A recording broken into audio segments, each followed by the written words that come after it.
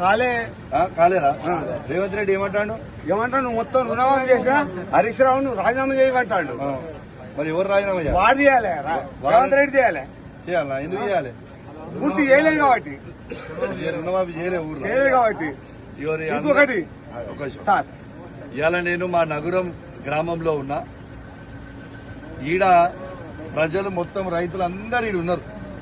ఇవాళ రేవంత్ రెడ్డి గారు చెప్పుతున్న అబద్దాలు మాటలు లైవ్ గా వినిపిస్తా ఉన్నాను.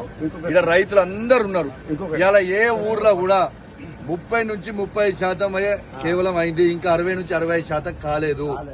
ఏమంటుండు మా అన్న? ఏమంటుండు? అసలు హరీష్ రావు గారిని రాజీనామా ఎందుకు చేయమంటుండు?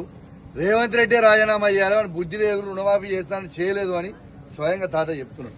ఇలా లైవ్ గా వింటున్నారు. ఇకనన్నా మారండి, ఇకనన్నా మారండి. ఖచ్చితంగా వెంటనే మా